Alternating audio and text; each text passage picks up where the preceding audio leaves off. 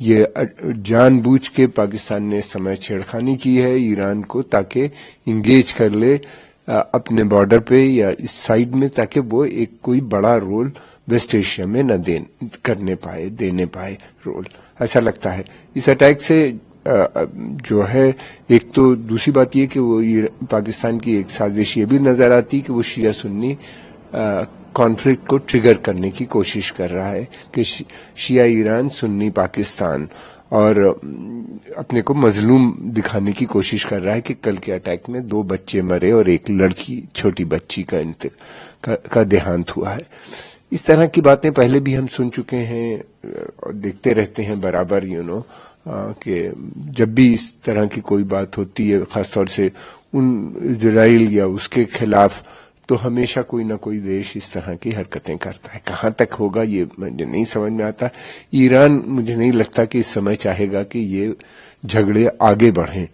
اس کی کوشش یہ ہوگی کہ فوراً ہی اس کو وہیں پہ ڈیفیوز کرنے کی بات کرے گا۔ ایران کا کہنا یہ ہے کہ اس نے جو اٹیک کیا تھا وہ ایک ایرانی بلوچ ایتھنک بلوچ گروپ ہے جو کہ پاکستان میں شیلٹر کرتا ہے، اور وہاں سے آ کے ایران کے اندر اس طرح کے آتنکوادی گتیویدیاں کر رہا تھا، جس میں اس کے کئی پولیس کرمی اور سینک جو ہے ان کی ہتیائیں ان لوگوں نے کی تھی۔ پاکستان نے جس سمے اٹیک کیا ہے اس کا کہنا یہ ہے کہ یہ جو 2 ٹھکانوں پہ کیا ہے، یہ دونوں ٹھکانے جو تھے یہ Pakistani ethnic Baloch militant groups کے تھے جن کو اس نے ٹارگٹ کیا ہے۔ مجھے ایسا لگتا ہے کہ آنے والے سمے میں پاکستان کی کوشش اسی طرح کی ہوگی کہ ایران کو انگیج کرے، اپنے کو ایک سنی عرب دیش کا لیڈر کے روپ میں پروجیکٹ کرنے کی کوشش ہوتی ہے، لیکن ایسا ہو نہیں پائے گا۔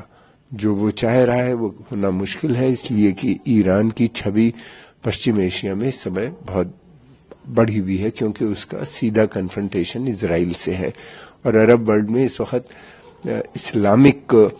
آئیڈینٹی سے زیادہ عرب آئیڈینٹی یعنی نیشنلزم زیادہ بڑھتی ہوئی نظر آتی ہے، خاص طور سے جب سے حماس کا اٹیک ہوا ہے اسرائیل کے اندر۔ اس کے بعد سے لگاتار ہم دیکھ رہے ہیں کہ وہاں پہ دھرنا پردرشن یا اس قسم کے جتنے بھی ہو رہے ہیں، عرب یونٹی عرب نیشنلزم کی بات وہاں پہ کی جا رہی ہے۔ کیا ہوگا ہم کو تھوڑا سمے لگنا چاہیے، انتظار کرنا چاہیے، دیکھنا یہ ہے کہ کیا یہ وار آگے اسکلیٹ کرتی ہے یا یہیں پہ رکتی ہے، لیکن میں سمجھتا ہوں کہ ایران کی پوری کوشش یہ ہوگی کہ اس کو ترنت بات چیت کے مادھیم سے مسئلے کو یہاں پہ روکنے کی۔ بھارت کا کہنا یہ ہے کہ اس نے یدھ کا کال جو ہے وہ سماپت ہو گیا ہے، اور وہ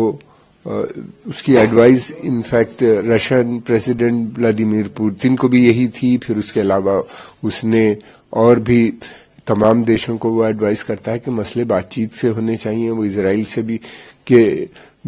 آتنکواد کے بھی خلاف ہے۔ بھارت نہیں چاہتا کہ آتنکواد کسی بھی چھیتر میں آگے بڑھے۔ اس نے جو اسرائیل پہ اٹیک ہوا تھا حماس کا، اس کو بھی کنڈیم کیا تھا، لیکن ساتھ میں یہ تھا کہ جو اسرائیل کے ریٹیلیشن تھا غازہ پٹی میں، اس سمے انڈیا نے ہیومینیٹیرین اسسٹنس بھی ان کو پردان کی تھی۔ تو انڈیا چاہتا ہے انڈیا کے امن شانتی اس چھیتر میں بنی رہے، اس لیے کہ اگر جنگ بڑھتی ہے تو سب سے بڑی کیجویلٹی جو ہوتی ہے وہ ایک تو لاس آف ہیومن لائف ہوتا ہے کہ بہت سے بے گناہ لوگ مرتے ہیں، اور دوسری بات یہ کہ سارا ٹریڈ گلوبلائز ورلڈ ہے، اس میں ٹریڈ ڈسٹرب ہو جاتا ہے، اور ٹریڈ ڈسٹرب ہونے کا مطلب یہ ہے کہ آئل کی سپلائی بھی خطرے میں آ جاتی ہے۔ تو بھارت چاہتا ہے کہ چاہے جو بھی جنگ ہو رہی ہے وہ اس کو بات چیت کے مسئلوں سے حل کریں، جنگ آگے نہ بڑھنے پائے۔